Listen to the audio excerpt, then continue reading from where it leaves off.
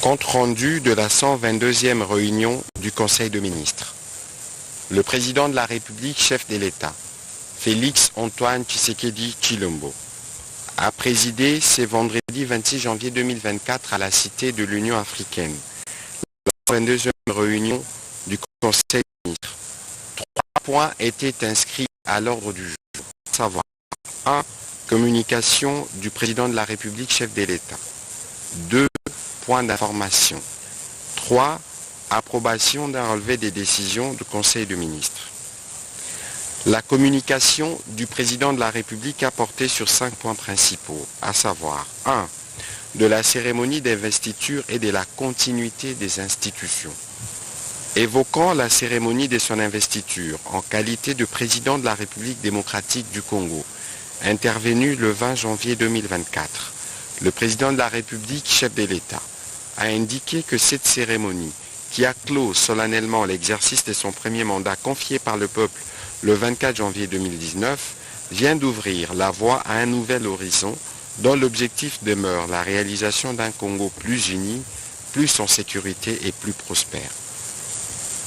Au milieu d'hôtes de marque venus nombreux, parmi lesquels plus d'une dizaine de chefs d'État et de gouvernement, de représentants de haut niveau et de manière plus générale de la communauté internationale dans sa plus grande diversité, le peuple congolais a une nouvelle fois eu l'occasion non seulement de témoigner de sa maturité et de son hospitalité, mais aussi et surtout de réitérer son adhésion à son projet de société, offre politique lui présentée lors de la campagne électorale.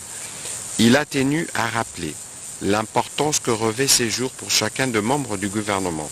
En cette période transitoire qui précède la constitution du nouveau gouvernement, on sait que, outre le maintien de la concorde et de la cohésion dans l'action gouvernementale, il y a nécessité d'accompagner l'installation des jalons relatifs à la réalisation des 6 engagements et initiatives prioritaires promis aux Congolais. Le président de la République a réitéré ses remerciements à toutes les parties prenantes ainsi que toutes les Congolaises et Congolais sans lesquels cette belle cérémonie d'investiture n'aurait pas été possible. Le deuxième point de la communication du président de la République concerne la redynamisation des structures de régulation du marché de l'emploi. Le président de la République est déterminé à offrir des solutions pragmatiques aux problèmes socio-économiques rencontrés par nos concitoyens, parmi lesquels le chômage. Il a fait de la création d'emplois le premier engagement de son nouveau mandat, car l'emploi constitue l'un des déterminants majeurs de toute croissance inclusive et du développement économique. En effet, avoir un emploi qui procure un revenu, que ce travail soit qualifié ou non, intellectuel ou manuel, constitue une source d'épanouissement personnel et permet aux travailleurs, tant du secteur privé que public, d'apporter quotidiennement sa contribution dans la création de la richesse nationale.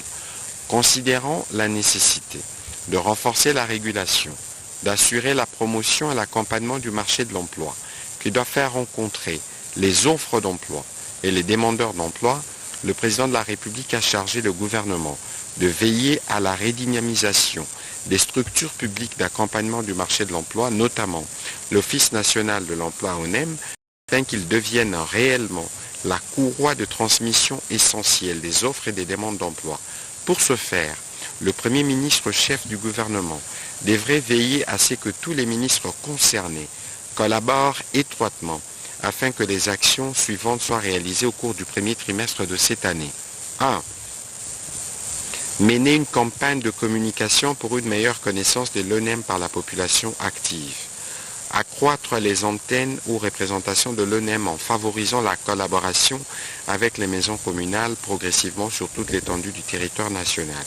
Favoriser une meilleure collaboration entre les organisations patronales et toutes les structures du marché de l'emploi afin de partager les renseignements portant sur le marché du travail, l'évaluation des besoins actuels et futurs de profils d'emploi recherchés par les entreprises pour encourager les demandeurs d'emploi d'opter pour des filières offrant des débouchés. Mettre en place des mesures incitatives encourageant les entreprises à réserver un quota aux nouveaux diplômés sans expérience professionnelle pour favoriser ainsi l'accès de jeunes diplômés en quête d'une première expérience professionnelle. 3. De l'inadmissibilité des actes d'intolérance et des traitements inhumains sur le territoire national. Se référant à sa communication lors de la 120e réunion du Conseil des ministres du 29 décembre 2023, le président de la République a réitéré l'inadmissibilité des traitements inhumains dégradants, de même que les actes d'intolérance, particulièrement vis-à-vis des femmes, à la suite d'informations documentées lui parvenues et qui faisaient état de la commission des 10 actes, notamment au cours de la campagne électorale. Malheureusement, il y a lieu de constater, comme les démontrent certaines images et vidéos insoutenables qui circulent, la poursuite de ces actes inhumains qui n'ont d'égal que la barbarie de leurs perpétrateurs qui, en sus de s'aimer la panique, font le lit de l'instabilité et de l'apparition des conflits communautaires aux plus grandes dames de nos populations. Le président de la République a rappelé la tolérance zéro pour ces comportements et ces actes d'une gravité innommable. Ceux-ci n'ont aucune place sur notre territoire et leurs auteurs doivent être poursuivis et déférés devant les cours et tribunaux, a-t-il insisté.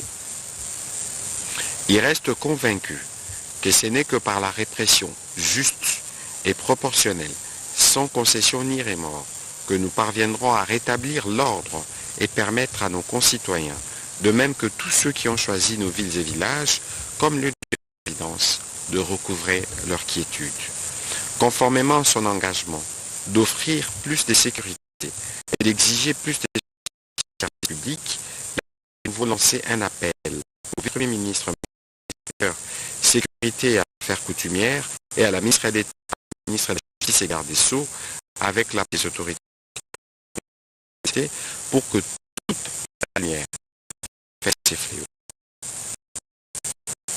Quatrième point de la communication du président de la République a porté sur la journée de la douane. C'est vendredi janvier 2024, en marge de la journée internationale de la douane. La cellule d'innovation et des changements de mentalité a à la remise des ouvrages hyper de la douane, édition spéciale du président de la République, avec comme particularité l'intégration du cahier spécial du président de la République pour la prévention et la lutte contre la corruption des antivaleurs, dont le lancement de la sensibilisation a eu lieu le 20 janvier 2023. En mettant à la disposition du douanier congolais ses outils en ses débuts de son deuxième mandat, le président de la République envoie un message clair, non seulement au douanier congolais, mais aussi à tout acteur concerné par cette activité, combien il est déterminé à éradiquer les antivaleurs dans ces secteurs de l'économie nationale pour ainsi accélérer la mobilisation des recettes dans ces secteurs vitaux pour la nation, ce qui entraînera évidemment la maximisation de performances douanières en République démocratique du Congo. Avec les lancements de la distribution par la CICM sous la supervision du ministre des Finances, s'ouvre aussi la distribution à tous les agents de la DGDA partout où ils travaillent. Cet effort logistique de distribution est assuré en collaboration avec le partenaire Africa Union Financial Service AUFS pour s'assurer que chaque douanier reçoive son kit. À l'heure du numérique et d'innovation managériale, il tient à poursuivre les efforts d'innovation, notamment dans la finalisation de la version électronique interactive qui est annoncée pour le début du deuxième semestre de cette année en collaboration avec les différents partenaires de la DGDA dans ce projet. Le président de la République a demandé au Premier ministre chef du gouvernement, aux ministres des Finances et aux autres ministres concernés, à la fois par l'innovation, la maximisation de recettes et la bonne gouvernance, de travailler avec la cellule d'innovation et de changement de mentalité pour le suivi de ce projet et sa mise en œuvre dans différentes régies financières et les différentes entreprises publiques de la République pour ainsi donner à l'État les moyens de sa politique. Dernier point de la communication du président de la République, au sujet de la redynamisation du cadre de collaboration entre nos représentations diplomatiques et nos institutions nationales. Le président de la République a tenu à rappeler que d'importantes réalisations étaient accomplies au sein de l'appareil diplomatique avec pour but soit d'innover, de corriger ou encore de redynamiser des pans entiers de notre administration afin d'assurer notre bien-être collectif. Cette volonté s'est notamment traduite dans l'administration des affaires étrangères, dont les atermoiements avaient pour effet d'atténuer, parfois de contraindre, la noble et effective représentation de notre nation dans les capitales étrangères, de même que la capacité de nos diplomates à continuellement assurer la sauvegarde de nos intérêts partout où ils étaient discutés. Les recommandations de la 12e conférence diplomatique tenue en février 2022 sont en cours d'implémentation, tout comme l'engagement exprimé au cours du Conseil de ministres du 10 novembre 2023 et repris dans son programme quinquennal, c'est lui appelant à la réforme de l'Académie diplomatique congolaise. Le gouvernement a été encouragé à redoubler d'efforts pour donner plus de résultats, notamment pour le maintien d'une bonne collaboration entre nos ambassades et les différentes institutions, administrations, voire services nationaux, dont elles se veulent politiquement une émanation à l'étranger. Il a invité le vice-premier ministre, ministre des Affaires étrangères et francophonie, sous la supervision du Premier ministre chef du gouvernement, à tabler d'ores et déjà sur la redynamisation des différentes commissions intergouvernementales et interservices existant à cet effet.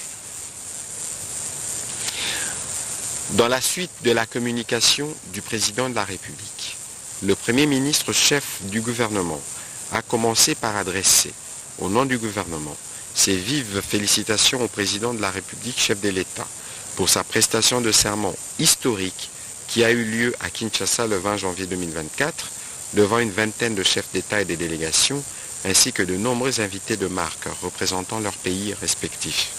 Par la présence significative de ces différentes délégations de haut niveau, la mémorable cérémonie du Stade de Martyrs confirme non seulement les dynamismes de notre diplomatie impulsés grâce au leadership du président de la République, mais également la reconnaissance internationale du choix incontesté du peuple congolais sur son auguste personne.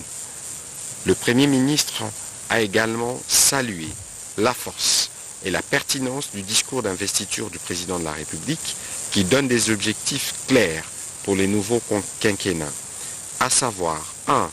La création d'emplois par la promotion de l'entrepreneuriat. 2. La protection du pouvoir d'achat des ménages par la stabilisation du niveau d'inflation et la maîtrise du taux de change. 3. La sécurisation de notre territoire et la préservation de nos intérêts par la restructuration profonde de notre appareil de sécurité et de défense. 4. La diversification de notre économie par la transformation locale de nos produits agricoles et miniers bruts. 5. L'accès aux services de base par la consolidation de la couverture santé universelle, de la gratuité de l'enseignement et des acquis du PEDEL 145 territoires. 6. Enfin, le renforcement de l'efficacité de nos services publics. Ces objectifs prioritaires constituent la référence fondamentale pour le programme d'action du prochain gouvernement. Sur un autre chapitre, le Premier ministre a salué le bon déroulement du processus électoral, processus qui confirme l'ancrage de la culture démocratique dans la vie nationale, avec notamment pour la toute première fois l'organisation des élections au niveau communal. Il a rassuré que le gouvernement continue de suivre les différentes opérations à venir. Pour cela, il a réitéré sa détermination à poursuivre son soutien financier et sécuritaire à la CENI, le soutien financier et sécuritaire du gouvernement à la CENI pour la conclusion de tous les cycles électoraux tels que prévus par le calendrier de la centrale électorale. De la même manière et en toute responsabilité, le gouvernement demeure attentif aux préoccupations des divers ordres exprimés par nos populations pour la bonne tenue de ces scrutins. Au deuxième chapitre du Conseil de ministres de ce jour relatif aux points d'information, le vice-premier ministre, ministre de l'Intérieur, Sécurité et Affaires coutumières, a présenté au Conseil le rapport sur l'état et l'administration du territoire national.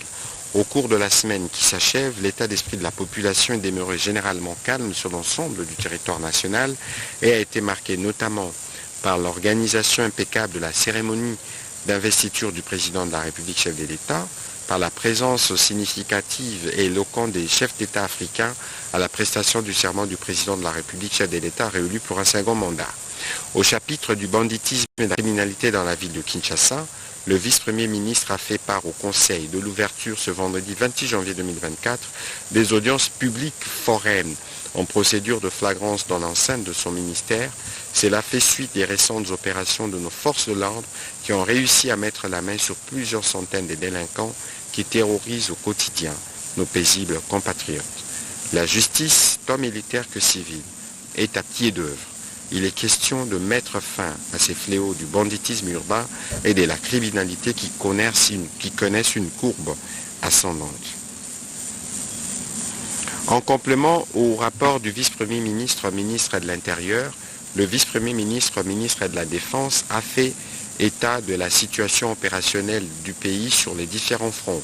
Dans les territoires de Rutshuru particulièrement, il a été signalé les recrutements forcés des jeunes par les terroristes M23 RDF, ainsi que la perpétuation des différents assassinats et massacres qui continuent de faire en rencontrant évidemment la résistance de patriotes Wazalendo. Le vice-premier ministre, ministre de la Défense nationale, a rassuré que les forces armées de la République démocratique du Congo restent déterminées à rétablir la paix et la sécurité ainsi que restaurer l'autorité de l'État. Dans la partie ouest, il a été constaté un regain d'activisme des insurgés Yakadi Mobundo. Les causes de la persistance de ce phénomène ont été passées en revue et des dispositions idoines ont été prises quant à ceux.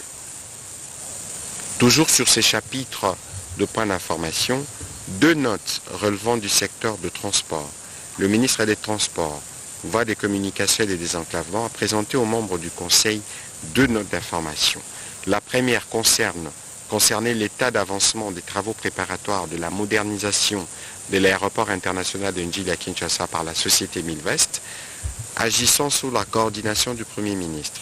Conformément aux orientations du président de la République données lors de la 97e réunion du Conseil de ministres, le gouvernement a mobilisé une grande expertise pour l'élaboration des instruments juridiques, financiers et techniques, particulièrement pour la conclusion d'un protocole d'accord et la convention de collaboration avec la société turque Milvest. En termes de principaux préalables, il a été accompli à ces jours le désengagement de la société chinoise, attributaire initial du marché des travaux de modernisation de l'aéroport de Njili, la collecte des données nécessaires à l'étude des faisabilités et autres documents connexes par la société Milvest auprès de la RVA, la validation de la partie congolaise des documents du projet soumis par la société Milvest. Sur ces points précis, l'assistance du cabinet conseil d'avocats HFW basé à Paris dans la revue et la négociation d'un accord portant sur une concession ayant pour objet la modernisation, l'agrandissement, la gestion, l'exploitation et la maintenance de l'aéroport de Kinshasa-Njili a contribué à l'amendement du projet d'accord de collaboration de manière à être le plus équitable possible à partir des observations formulées par les gouvernements et la régie de voies aériennes. Quant aux derniers réglages, ils se feront dans le cadre du comité de suivi qui a pour tâche d'assurer l'harmonisation du projet de l'accord de collaboration avec le plan directeur et les études de faisabilité, la validation après amendement du plan directeur et des études de faisabilité, et 3 enfin, la validation du business plan. Le ministre des Transports et des Communications a rassuré qu'il n'existe à ce jour aucun obstacle des travaux, c'est-à-dire à la cérémonie de la pose de la première pierre qui devrait se faire selon l'agenda du président de la République, chef de l'État. Il a précisé que le nouvel aéroport et ses dépenses sur une superficie de 800 000 m², l'aéroville et la zone cargo sur environ 100 000 m². Quant à la deuxième note, elle était relative à l'évolution satisfaisante de la relance de l'exploitation de la compagnie nationale Congo Airways SA. À ces propos, le ministre des Transports a rassuré que le fonds mis à la disposition de Congo Airways ont permis à la compagnie nationale de prendre en leasing 2 aéronefs des types Boeing 737 série 100 et de reprendre l'exploitation effective le 21 novembre 2023 avec 6 escales majeures sur 15 habituellement desservies.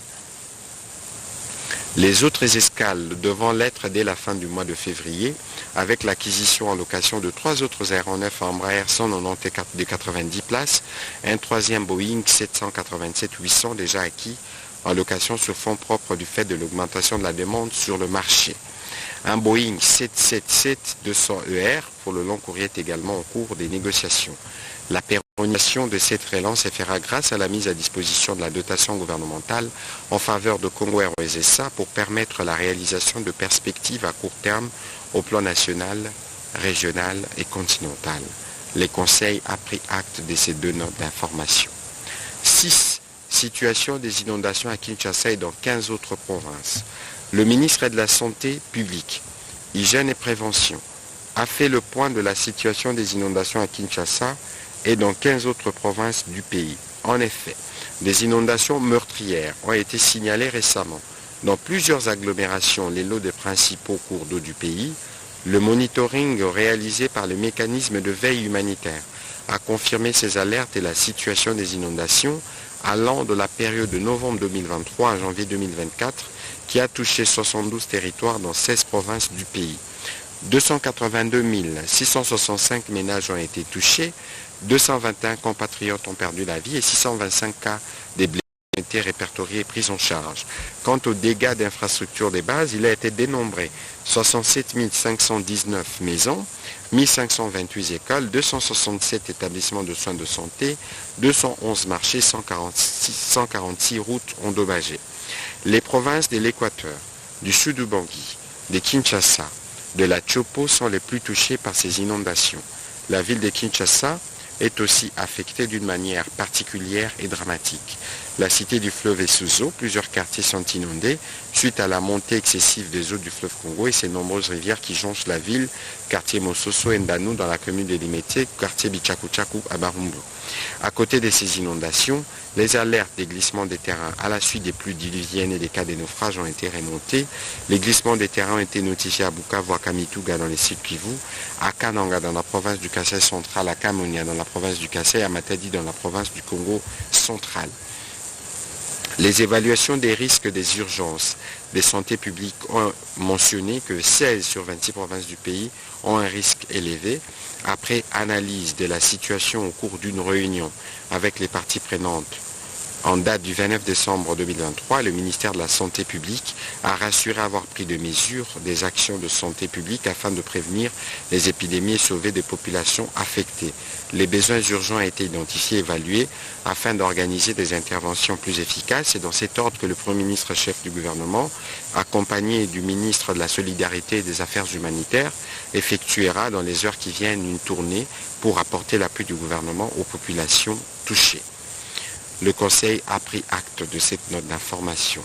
Au dernier chapitre du Conseil de ministres de ce jour, relatif à l'approbation de relevés des décisions du Conseil de ministres, le Conseil de ministres a adopté 2 relevés des décisions prises respectivement lors de la 121e réunion ordinaire du gouvernement tenue le vendredi 12 janvier 2024 et enfin la 7e réunion restreinte du gouvernement du Conseil de ministres tenue le mercredi 24 janvier 2024. Avant de clôturer le Conseil de ministres, le président de la République a donné la parole au ministre des Sports pour faire le point de l'état moral de nos léopards football à 48 heures du match déterminant de confrontation directe avec les pharaons d'Égypte dans le cadre de la Coupe d'Afrique des Nations qui se déroule en Côte d'Ivoire. Il a rassuré que les morales des joueurs, de l'entraîneur et de tous les staffs est au zénith et que l'équipe est bien sereine et poursuit ses entraînements sous l'encadrement du coach.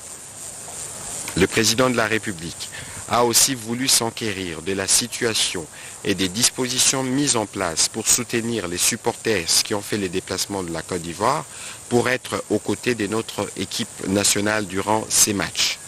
Un échange a été ouvert et de manière unanime, les membres du gouvernement ont salué la qualification des léopards. Le président de la République qui échange à chaque fin de match avec les coachs et tous les staffs a rassuré les membres du gouvernement que tout est fait pour que notre qualification puisse être assurée. C'est ainsi qu'il a lancé un appel à tous les Congolais pour que dimanche nous puissions être tous mobilisés pour soutenir notre équipe nationale pour ce match qualificatif des quarts de finale. Commencé à 13h15. La réunion du Conseil de ministres a pris fin à 16h01. Je vous remercie.